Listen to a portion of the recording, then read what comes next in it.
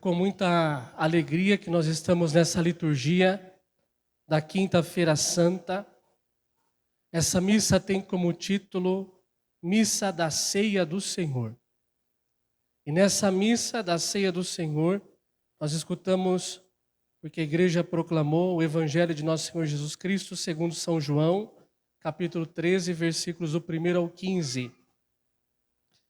Curiosamente, nessa missa da Ceia do Senhor, nós escutamos o Evangelho de São João, que é o único dos evangelistas que não relata a instituição da Eucaristia. Os outros evangelistas, São Mateus, São Marcos e São Lucas, e também São Paulo, que nós vimos aqui na segunda leitura, esses narram a última ceia. São João não. São João não narra a última ceia. São João, e isso para nós não é nada estranho, porque nós sabemos que São João tem um jeito todo especial de escrever os evangelhos, porque São João, ele tem uma visão teológica sobre o fato. Os outros evangelistas, eles estavam preocupados em narrar o fato. São João quer explicar a intenção teológica do fato. Então, se os outros fizeram ali a narrativa da instituição da Eucaristia, da última ceia, São João ele vem completar o que não está nos relatos da instituição da Eucaristia. Bom, então se alguém quiser falar, não, eu preciso ver e escutar a narrativa da última ceia, essa segunda leitura que nós ouvimos aqui do livro São Paulo escreve aos Coríntios, né? Nós temos aqui a narrativa que está assim: o Senhor Jesus tomou o pão e depois de dar graças partiu e disse: isto é o meu corpo que é dado por vós. Fazei isto em minha memória. Do mesmo modo, depois da ceia, tomou também o cálice e disse: este cálice é a nova aliança em meu sangue. Todas as vezes que dele beberdes, fazei isto em minha memória. Então aqui nós temos a narrativa da última ceia. Jesus que pega o pão, pega o cálice com vinho e diz: tomai todos e comei, este é o meu corpo. Tomai todos e bebei, este é o meu sangue. São João, então, vem mostrar para nós o que é a Eucaristia teologicamente. Teologicamente, como que ele explica a Eucaristia? São João, ele mostra que quando Jesus estava na última ceia, de repente, Jesus Cristo, então, pegou uma toalha que ele estava cingido e começou a lavar os pés dos apóstolos.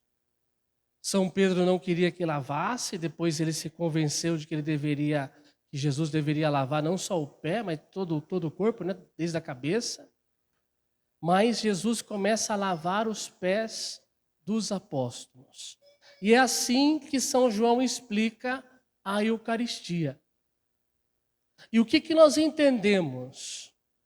O que era o lava-pés? O lava-pés era um fato que acontecia muito na vida dos judeus e dos romanos da época. Só que dos judeus, quando alguém chegava na casa, ia fazer uma visita, que vinha de muito longe, então tinha os serventes, né? Aqueles que tinham condições de ter ali os seus empregados, tinham os serventes que lavavam os pés das pessoas antes de entrar em casa. Já na casa dos romanos, tinha os escravos. E quando chegava alguém e entrava na casa, e estava chegando de longe, vinha de longe, então os escravos já estavam ali na porta para lavar os pés daqueles que iam fazer a visita na casa.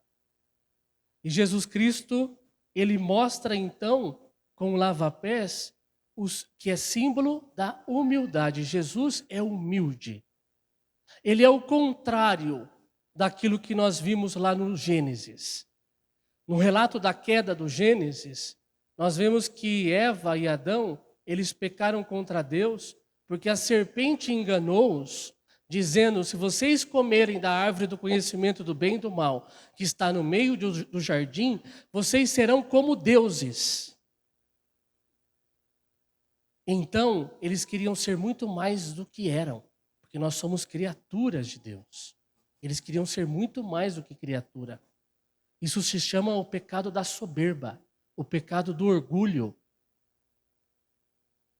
Jesus Cristo, quando lava os pés dos apóstolos, Jesus Cristo está dizendo: olha, a Eucaristia é isso. A Eucaristia é você saber ser humilde.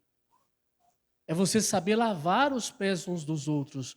Dom Caetano começou dizendo isso na missa hoje. E nós devemos aprender a lavar os pés uns dos outros. Então, a primeira coisa que Jesus ensina com esse fato é a humildade. Para estar servindo a Deus, nós precisamos buscar cumprir, seguir os ensinamentos e ações de Jesus, e Jesus foi humilde. Segunda coisa que nós vimos aqui, e quando nós olhamos para a Eucaristia, quando nós vemos que Jesus estava na última ceia, que ele utilizou o pão e o vinho. O pão e o vinho era um alimento que estava na mesa de todo mundo, dos ricos e dos pobres. Todo mundo tinha pão para comer. É como se eu falasse hoje arroz e feijão. Todo mundo tinha em casa o pão para comer e o vinho para tomar. Quando Jesus Cristo pega o pão e o vinho e transforma no corpo e no sangue, ele está dizendo isso, que a Eucaristia é para todos. Não é para alguns, é para todos. Uma vez eu vi um padre dizendo assim, vocês já viram se dentro da Assembleia fica alguém sem comungar da Eucaristia?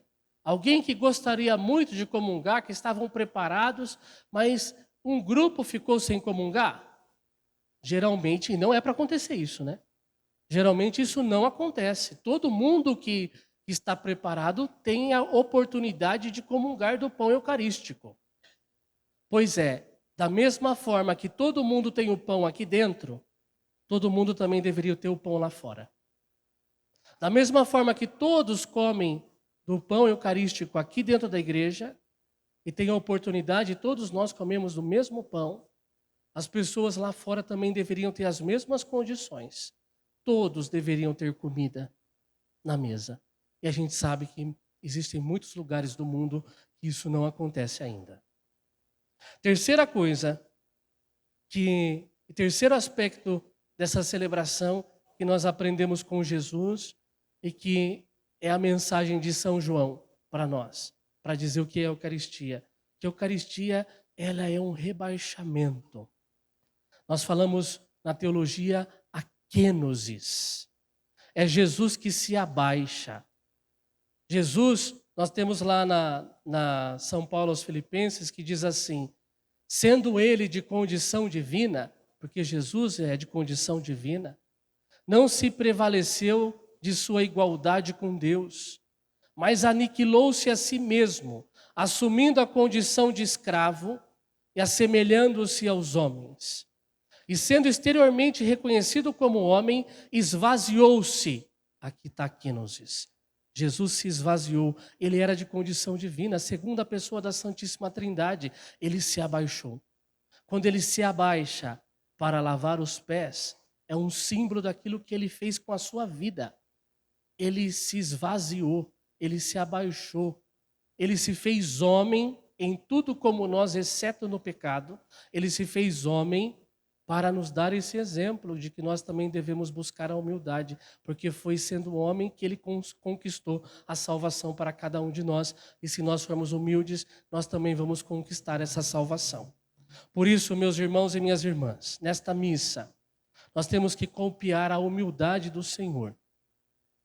Ele, que quis deixar para nós o seu corpo e o seu sangue, nas aparências do pão e do vinho, mas que essencialmente é o corpo e o sangue de Cristo, que nós possamos buscar a simplicidade, a humildade em todas as Eucaristias que nós comungarmos.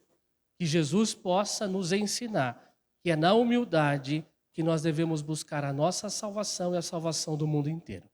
Peçamos a intercessão de Nossa Senhora.